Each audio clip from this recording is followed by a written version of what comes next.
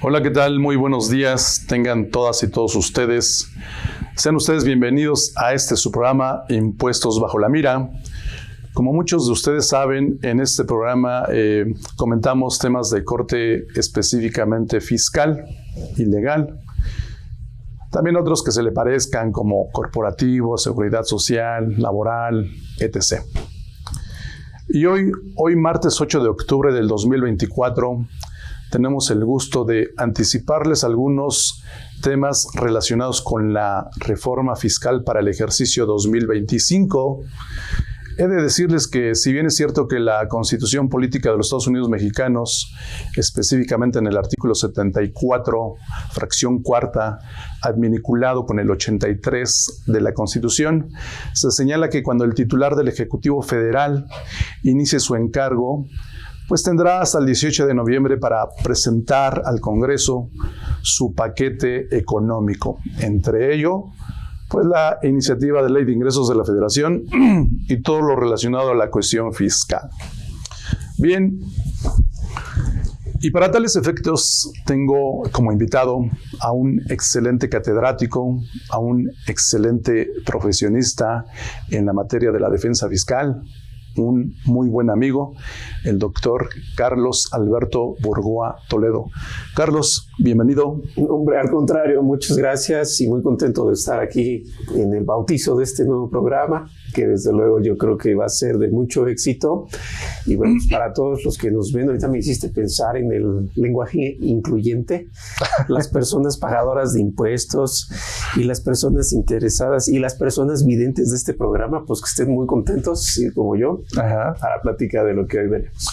Pues sí, fíjate que pues por ahí encontramos pues un documento que versa sobre temas relacionados con lo que se pretende modificar en la reforma fiscal, porque pues las autoridades fiscales se han percatado que algunos contribuyentes pues se han, como decimos en la jerga coloquial, se han pasado de lanza, ¿no? Y pues es necesario modificar las leyes precisamente para evitar estas situaciones, pero fíjate que además el documento es interesante porque pues no solamente se refiere a que se pasen de lanza a nivel local, doméstico, nacional, me refiero, México, sino son cuestiones ya internacionales, porque hay una reforma que versa sobre la cuestión de los pagos a servicios, a intangibles, algo que difícilmente es medible.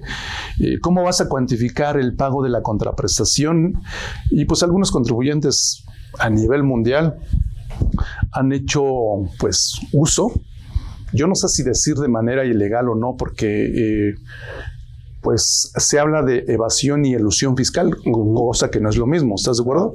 Dirían por ahí, no es lo mismo que lo mismo. No es lo mismo Juan Domínguez. Exacto. Desafortunadamente, a nuestras autoridades fiscales, pues obviamente ven tan mal la evasión como la elusión. Insisto, aunque la elusión no necesariamente estás infringiendo alguna ley. Ven mal todo. Entonces, pues ven mal todo lo que provoque pues el no pago de impuestos al Estado mexicano, ¿no? Y en ese sentido, pues hay algunas cuestiones interesantes en lo que se conoce como la erosión de la base y el desplazamiento de las ganancias, utilidades. Y se hace mención precisamente como una acción número 2, en donde precisamente se revisan estos temas del por qué algunos países haciendo uso de algunos otros, en donde pues se pueden obtener doble beneficio, Carlos, en donde si, por ejemplo, yo en México a lo mejor por realizar alguna operación permitida, insisto, por las leyes internacionales, pues a lo mejor logro tener una deducción en México y una no acumulación del ingreso en otro país. Gracias. A lo que pues estos documentos los denominan como operaciones híbridas, y pues es algo que se ha estado discutiendo, comentando, e incluso recomendando en la OCDE, en lo que es un organismo internacional en donde pues todos los países pues llegan a ver, oye, ¿cómo podemos hacer para que no nos peguen nuestras finanzas locales, ¿no? Y inicia uno acerca del pago de intangibles, que pues dicho sea de paso, en nuestro país ya hay un nosotros los contadores somos muy dados a bautizar o a ponerles apelativos a algunas cuestiones fiscales como los criterios no vinculativos, mejor conocidos como los versos satánicos, ¿no? Okay. Entonces, hay uno que tiene que ver con los intangibles, Carlos, en donde pues a lo mejor tú tenías por ahí una marca, un intangible y era tuyo, y de repente a lo mejor tuyo, a lo mejor de una parte relacionada residente en territorio mexicano, y después lo enajenas a otra parte relacionada residente del extranjero, a lo mejor a título gratuito o valores bajo de mercado, y de repente ahora tú les vas a pagar regalías, ¿no?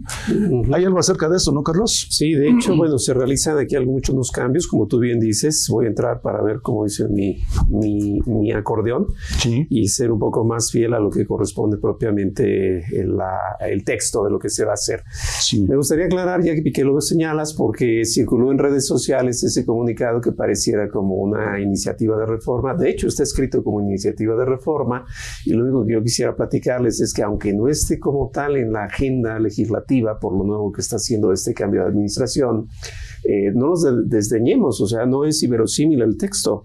De hecho, me parece con mucha congruencia al estilo hacendario.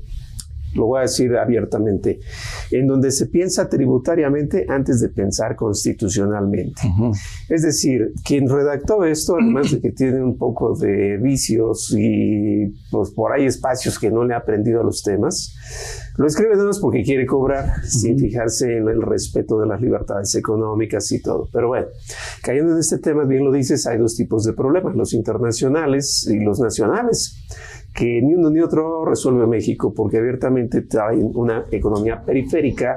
México es un país de paso, dicho en ese sentido, no lo digo peyorativamente, sino en el sentido de que se maquila y se lleva las ganancias a otro lado. Se ensambla y las ganancias se van a otro lado. Entonces, por esa economía es que México siempre es el receptor de todos los indicativos de OCDE y siempre los lleva a obligaciones de forma. Y en el caso que tú estás aquí señalando, pues como tal, lo voy a leer un poco textual. Sí, claro. Dice que las regalías pagadas a partes relacionadas o a los sujetos a que se refiere el título cuarto, capítulo primero de la ley, por el uso o goce temporal de activos intangibles que hayan tenido su origen en México, hubiesen sido anteriormente propiedad del contribuyente de alguna de sus partes relacionadas residentes en México, siempre que la transmisión de activos intangibles se hubiese hecho sin recibir contraprestación alguna o a un precio inferior al de mercado. Esto está dentro de lo que correspondiera a los no deducibles. Para entenderlo bien, a todos les pediría que pensaran en el 15D del Código Fiscal de la Federación, fracción primera, y ya con eso vamos a empatar la idea. Cuando se hablaba del outsourcing en México, se dijo que si alguien tuviera trabajadores, si vamos bien, y que está de alguna forma haciendo el outsourcing, entonces al momento de que ahora se daba el REPSE, para cuando yo contratara a un tercero, no podría ser deducible la factura de ese tercero si esos señores trabajadores antes eran mis empleados. Y es lo mismo que aquí está diciendo. Si la regalía se da por una intangible que previamente hubiese sido mío, y entonces ya se fue para allá, y ahora de allá me lo cobran para acá, esas regalías no son deducibles, pero le suma un punto adicional en ese parangón, que es propiamente que no se hubiese hecho, ojo, una contraprestación, que no se hubiese recibido ni nada, es decir, como que te lo di de gratis, te lo cedí. Y entonces en ese sentido le ponen el gancho para que ya no sea un tema de deducción. Son esas dos condiciones necesarias entonces, que previamente hubiese estado en México, y segundo, que al momento de yo hacer el cambio y después tú lo rentas, no hubiera recibido contraprestación. Ciertamente, y yo creo que pues se justifica, es dable, es plausible, de hecho, esta reforma al artículo 27 y 28 de renta. Aunque déjame decirte que, y digo porque es plausible, porque este tipo de situaciones, aunque ya había un criterio no vinculativo que versa precisamente sobre este tema, pero además el Código Fiscal de la Federación, dentro de los esquemas reportables allá del 197 en adelante, pues también te dice, ¿no?, que cuando se hagan este tipo de operaciones en donde entre partes relacionadas y no haya contraprestaciones, es decir, que sea de agrapa, pues entonces aquí ¿qué está pasando, no? Y eso está relacionado con el 5A del código, lo que es la razón de negocio, ¿no? Porque, claro, oye, ¿por qué motivo te transfiero el intangible a ti, residente del extranjero? Sin precio. Sin precio. Y luego, ¿por qué motivo ahora me lo rentas? Sí, me tocó verlo en México también con algunos inmuebles y es correcto. Es decir, juego con mis propios intangibles. Exacto. Y nada más hago las veces de la idea de que me cobras y lo hago deducible. Entonces, antes de que esto se dé, pues vamos a ponerle un alto, ¿no?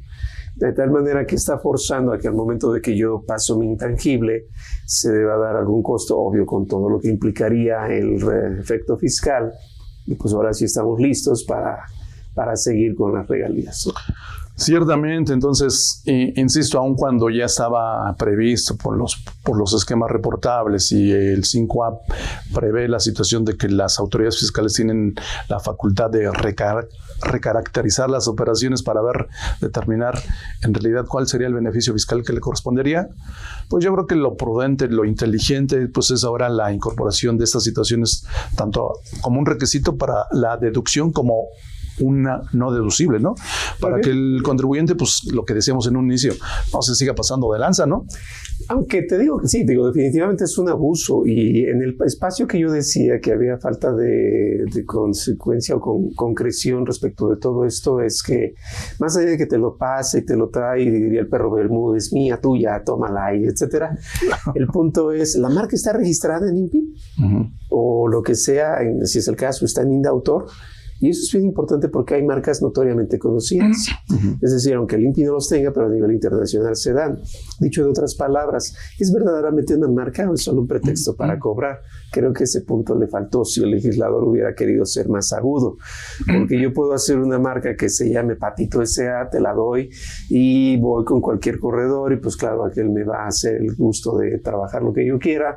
Para mí le digo que eso vale millones de millones y con eso vienen las regalías, y bajo esa lógica pues estamos entonces hablando de que no da, y creo que ese punto le faltó ahí. O sea, la base es que esté registrado, que el avalúo sea correcto, porque el precio que me vayas tú y la regalía, lo que corresponda, va de ahí, y esos puntos no están amarrados. Y fíjate que eso que apuntas es muy interesante, Carlos. ¿Por qué? Porque precisamente aquí dentro de la exposición de motivos que le da vida precisamente a esas adiciones o reformas, pues hace mención de lo que alguna vez te acuerdas cuando la Corte decía que deberíamos de entender por estrictamente indispensable en cualquier tipo de deducción. Y en ese sentido, pues hacen mención precisamente a que cuáles serían los beneficios que se tienen entre las partes, ¿no? Si fue obviamente entre partes relacionadas, pues acreditar que el precio pactado se ubica dentro de un rango como si el precio hubiese sido entre partes independientes. Claro, que insisto, el criterio no vinculativo hace mención a que pues casi cuando te la transferí te la regalé, ¿no? O fue a un precio mínimo. Claro, pero es que cuando manejamos esas operaciones me queda claro que son marcas, como dijéramos, patito, falsas o sin valor. No quiero pensar que eso se manejara con una cadena de hoteles en donde el nombre vale demasiado, ¿no? Estoy pensando en varios que me vienen a la mente, sin el ánimo de comercial, pero Hilton, tantos que están así. Pues esos son nombres que pesan, ¿no? Claro. Imagínate también en otro sentido, que estamos hablando ahora de derechos de autor, sistemas de cómputo, que es algo que Indautor siempre tiene presente. Y lo más importante, cuando verdaderamente vale, no se juega tan a la ligera. No lo transfiero sin contraprestación. Sí, claro. Como que estas son las ideas en las que hay un poquito quiero jugar con la marca aunque nadie la conozca, quizás aunque no sea redituable. No es el caso de Mac, no es el caso de Microsoft, cualquiera de ellos, ¿no? Sí, así es. Y bueno, aprovechamos para saludar a las personas que nos hacen favor de estarnos aquí viendo, y les mandamos un gran saludo a las personas, insisto, que nos están viendo a través de estos medios. Y pues el tiempo se va bien rápido, Carlos. Ahorita, para tomar un pequeño respiro, vámonos a un pequeño comercial y regresamos con ustedes. ¿Te interesa todo lo fiscal? Tenemos el lugar ideal. Sigue nuestras charlas y análisis en Spotify, no te pierdas ningún episodio de IMEFI TV, dale play y mantente al día. Hola, mi nombre es Miriam Altamirano, soy contadora pública certificada y te invito a que nos acompañes al curso Elementos Básicos para elaborar un dictamen pericial contable, en donde nosotros vamos a ver qué es un perito, las funciones que tiene, cuáles son los roles que puede tener en un juicio y los elementos que necesitas para poderlo realizar. Te esperamos aquí en IMEFI. Ojalá nos puedas acompañar. Gracias.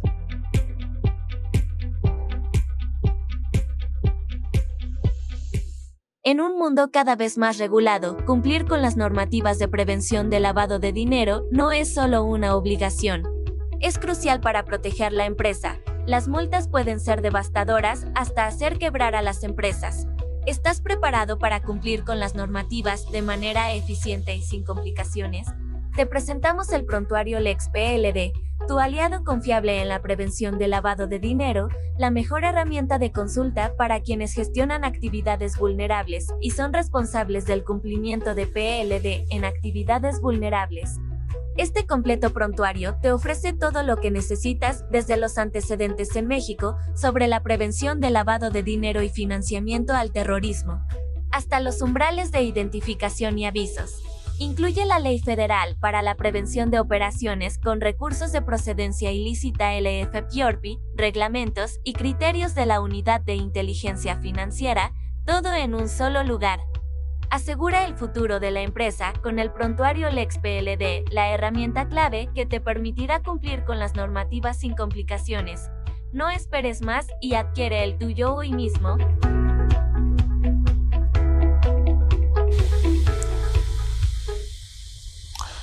Bien, estamos de vuelta con ustedes. Carlos, y continuando con ese tenor de los intangibles, hay algo relacionado con los servicios, porque pues también las autoridades fiscales detectaron por ahí algunas cuestiones que, insisto, pues a sus ojos pues están mal visto, ¿no? El tema de la prestación de servicios, que ahora, si bien es cierto que pues hay comprobantes fiscales digitales en donde se inserta la definición del servicio, ello no quiere decir que necesariamente se llevaron a cabo y por lo tanto ahora buscan que efectivamente haya sustancia económica, razón de negocio, cosa que no es nuevo, ¿no? Sabemos que no es nuevo, sin embargo, pues ahora, pues independientemente de ese 5A del Código Fiscal de la Federación, pues es interés de ellos el agregar una fracción 23 al artículo 27 por cuanto hace la deducción de ese tipo de servicios, que fíjate que aprovecho, encontré casualmente hay un documento que anda circulando en las redes y supuestamente es emitido por el Servicio de Administración Tributaria, en donde lleva como título SAT refuerza la vigilancia para combatir las prácticas abusivas, y entre ellas hay una que refiere a que la deducción de los gastos en la contratación de servicios en la determinación del impuesto sobre la renta procede cuando se demuestra que el servicio fue efectivamente prestado. Bueno, a mí me da la impresión de que es cierto, muchas personas siguen comprando facturas, esa es la verdad, y con ese nombre hay que decirlo. Sin embargo, seamos honestos, dentro del mercado negro de la compra de facturas, pues también participan algunas instituciones gubernamentales, y no me refiero a que ellas sean las malas, sino los servidores públicos no comprometidos con aquello que tienen que hacer. Al final del día, pues los que acaban pagando pues, son los que más duelen, que son los de la iniciativa privada. No quiere decir que estén bien, pero hay una línea muy delgada entre los que están mal y los que deben subir al listado para llegar a las metas del SAT. Sí. Entonces ya no todos, esto está como el manicomio, ni son todos los que están, ni están todos los que son. Entonces, ¿yo por qué creo que esta se incluyó? Lo voy a leer otra vez textual para que quede muy claro. Es un requisito de las deducciones. Tratándose de pagos por servicios prestados, y hasta ahí me detengo. Pensemos en la ley del IVA. Prestación de servicios, enajenación, uso, goce. Solo servicios se refiere. Ya se hizo harakiri aquí el propio SAT. Seguimos, digo, porque ellos son los que hacen las iniciativas. Los mismos serán deducibles siempre que se cumplan con los siguientes requisitos. Le pone 2. Quiero asumir que son los dos al mismo tiempo. Que quien presta el servicio cuente con personal, infraestructura o capacidad y los activos necesarios para tal fin. Me detengo un poco y ahí les va toda la historia. El 69 del Código Fiscal señala que la inexistencia se da por falta de activos, de personal, de infraestructura, de capacidad, ojo, y que esté no localizado. Si somos muy atentos, esta regla no la vamos a encontrar en un calendario oficial de la Federación, es interna del SAT, de las estrategias de fiscalización. Cuando un auditor quiere determinar inexistencias, le dice el punto 2, por favor, vayan a estos 4 que ya mencioné: personal, activos, infraestructura, capacidad. El quinto de ley, que es lo no localizable, el punto 3 de esa regla 9122, dice no se metan ahí porque es muy endeble y nos lo tiran. ¿Qué quiero decir con esto entonces? Que este inciso empata totalmente con la inexistencia, pero hay una diferencia. Mientras que la duda siempre se dio en que la inexistencia es válida solo si se lleva a cabo el procedimiento del 69B, y si no, pareciera que no. Ya había una jurisprudencia, un criterio más bien de tribunales, un poquito longevo, que decía que sí se puede en auditoría, con la diferencia, ojo, de que mientras el listado 69 tiene efectos generales, en auditoría solo tiene efectos particulares. Pero al ser un criterio, me imagino que muchas veces se debatió. Entonces ahora lo traen a la ley para que digan, bueno, pero solo en servicios, no me lo pueden exigir en otros temas, como insisto, uso goce, enajenación, solo en servicios piden los 4 del 69B. Hasta ahí podríamos decir que estamos contentos, pero en la práctica es un inconveniente porque yo he visto resoluciones del SAT en donde dicen que la inexistencia se da porque los activos que tiene son poquitos y no son congruentes con el valor de ingresos. Y dices, eso no lo dice la ley. Claro. La ley dice que no hay activos y aun cuando los tengan no tienen que ser propios. Personal no tiene que ser propio. Y hay veces que el SAT también dice, ¿qué crees? Tu proveedor no declaró la anual, entonces yo creo que no tiene activos ni personal y pues también creo que es inexistente y ahí es donde se dan los errores. Sin embargo, por eso lo digo, porque el inciso me parece que deja la puerta abierta, que quien realice el pago conserve la documentación que acredite que el servicio ha sido efectivamente prestado. Por favor, este inciso B lo podemos volar. El artículo 30 del Código Fiscal hace lo propio, de que la contabilidad se conserva 5 años o más, dependiendo de los casos exactos. Entonces, esto, nada más faltó un inciso B que dijera, por favor, ¿no? Así de tan ridículo. Por eso no nos quiere Donald Trump, que ya viene de regreso. Quizás no. Pero lo que no viene de regreso es las buenas épocas en las que la gente se hacía la letra de la ley. Lo digo con precisión. El artículo 14 constitucional, en su 4º párrafo, y el 19 del Código Civil Federal, que es supletorio a la materia fiscal, dice que toda resolución es primero conforme a la letra de la ley, si esta no es suficiente conforme a la interpretación jurídica y si no conforme a los principios generales de derecho. Está escrito en la ley. ¿Realmente lo cumple el SAT cuando dice eso? No me declararon y por eso yo creo que es inexistente. Tus activos no son suficientes y por eso es inexistente. Entonces creo yo que esos puntos no están de más, el inciso A principalmente. Lo que va a estar de más es el funcionario o el auditor que no lo pele y que haga lo que quiera porque es con su subjetivismo. Porque a mí me late que no y porque así llego a mis metas o porque así determino impuesto. Así no funciona, así no funciona. Claro, y por lo que comentas, pues se entiende que hay interpretaciones sesgadas, ¿no? Que responde a intereses particulares, en este caso de la autoridad. Y bueno, ello no quiere decir que el particular, el gobernado, el contribuyente, pues tenga la oportunidad de irse a los medios de defensa que le correspondan, ¿no? Pero ya le costó. Claro. Y al rato se habla otra reforma, más adelante ya después lo platicaremos en otra ocasión, que si aquel dice datos incorrectos o incompletos, ahora es delito. O sea, hazme el favor. Otro tema que vamos a comentar en la cuestión del Código Fiscal de la Federación, ¿no? Así es. Entonces, diría un filósofo mexicano que alguien me explique, ¿no? Hay por ahí otra que versa sobre ahora las instituciones de tecnología financiera, porque efectivamente la ley de renta no prevé si tú realizas operaciones con ese tipo de instituciones y si por X o por Y obviamente te generan rendimientos, pues que haya una retención. Fíjate, independientemente de que por ahí hay un artículo 130 de la ley de renta que versa sobre este punto, ¿no?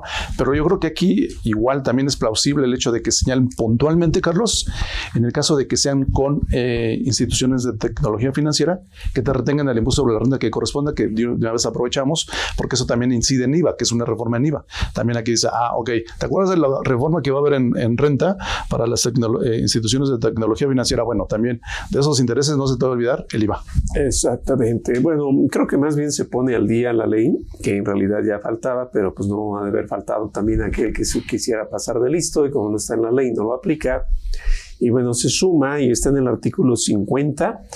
Se va a sumar también para el 54, muy importante para el 55.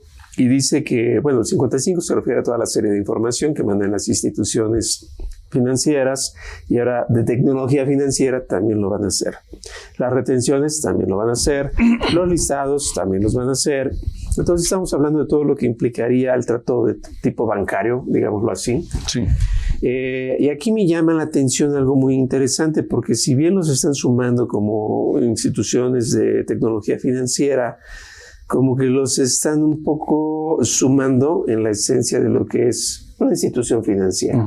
¿Cuál es la diferencia? La palabra tecnología. Pero desafortunadamente por eso digo que quien hace las reformas Ay, caray, pues ojalá algún día nos los manden a la UNAM para que con gusto ahí podamos platicar más a fondo. Yo los hubiera incluido en el párrafo 3º del artículo 7 de la ley del ISR, Sí. para que sean parte de las instituciones financieras y pues ya de inmediato les baña todo lo demás. En lugar de estar yéndote a cada artículo y ponerle aquí faltó, lo agarras desde el corazón y va. Que no sé si estén reguladas o no lo sabemos, pero si desde ahí lo pones, si pusieron a la AMP, que era un contrato como sí, persona claro. moral, pues ¿por qué no hicieron esto en lugar de andar bañando todo? Tan fácil, Pero ¿no? creo que les pagan por artículo, entonces quizás por ese motivo es que Es una parchadera, pero increíble, ¿no? pues es ocioso, ¿no? Y este trabajo, lo malo es que luego lo lee algún extranjero, un inversionista y bueno, pues ya vi que sí está, ¿no? Pero es tanto como estar diciendo todo el tiempo lo mismo, pues mejor lo agarras de inicio y le das un trato diferente. ¿Sabes qué es lo delicado, Carlos? Que, por ejemplo, las personas que se dedican al tema de las planeaciones fiscales agresivas, incluso, pues obviamente al ver ese tipo de situaciones, pues se denota, como bien comentas, que el creador de la norma como que adolece de la vida real y por consecuencia se le van este tipo de detallitos y entonces empieza a parchar la ley y pues es en donde uno dice, caray, pues si ese es mi contrincante, pues yo sé que adolece de conocimiento, de experiencia, de práctica y por lo tanto sabe cuál es el camino a recorrer, ¿no? Claro, claro. Entonces yo creo que aquí valdría la pena que pues, los creadores de la norma que se lleguen de asesores que estén en la vida real y que sepan por dónde les están dando al Estado y qué es lo que se debe de hacer, ¿no? Porque aquí, pues tal parecería que estamos en un laboratorio de aprendizaje. Ahorita, por ejemplo, que estamos comentando el tema del BEPS.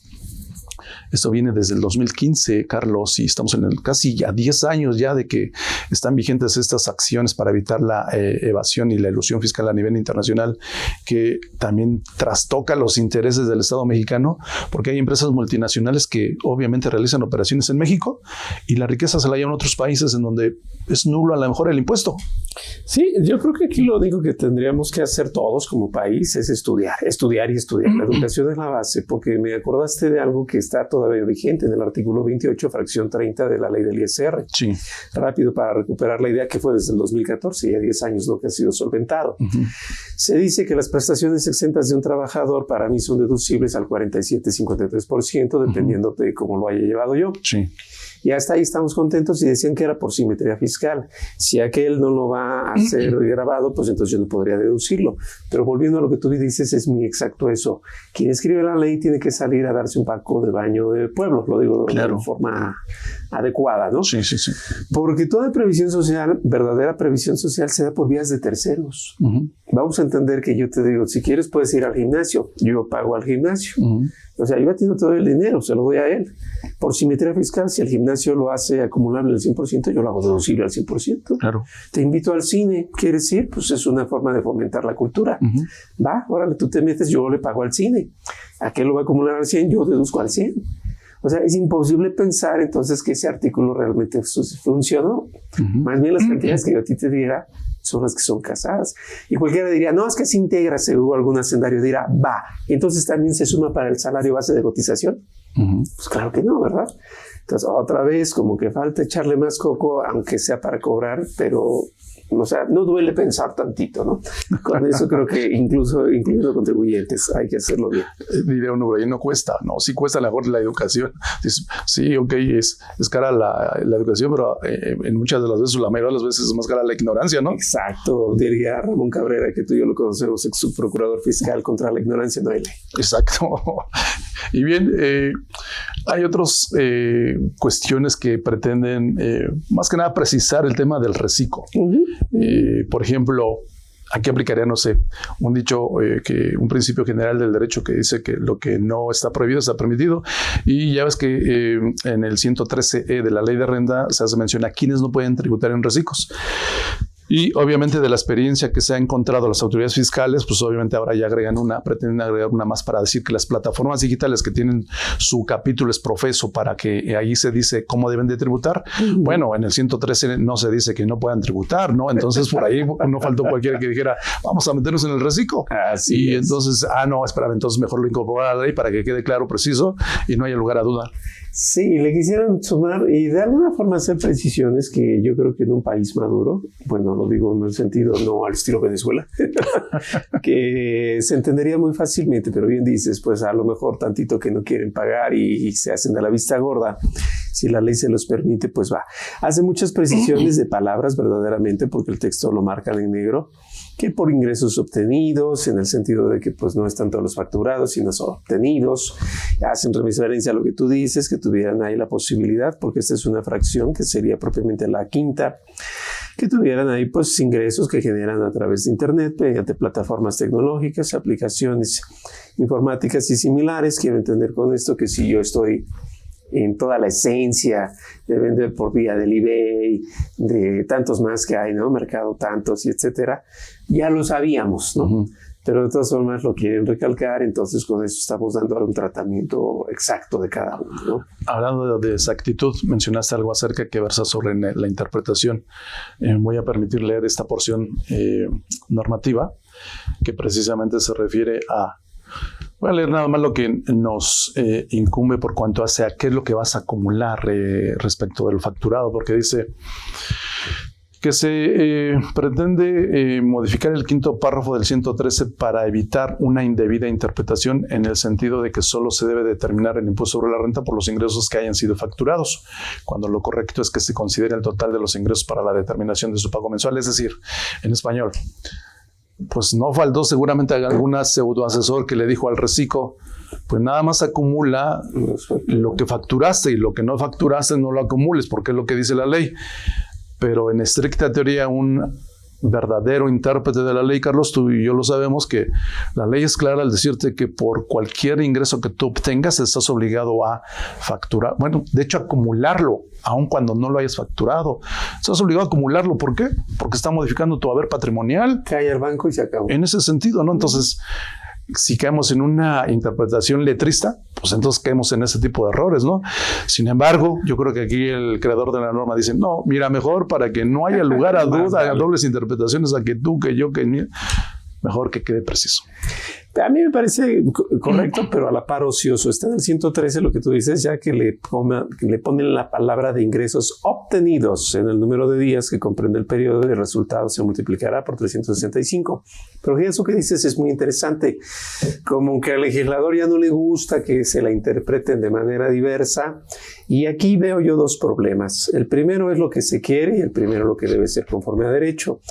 Se quiere evitar un cúmulo de interpretaciones que puedan dar lugar a miles de sentidos. El ejemplo más claro, y todos lo podrán ver con esta famosa reforma al Poder Judicial, que creo que se el 15 de septiembre, justamente ya todo el mundo estaba listo para embriagarse, y creo que es el 11º transitorio. Ya ni disfrutaron. Ya ni disfrutaron, ¿no?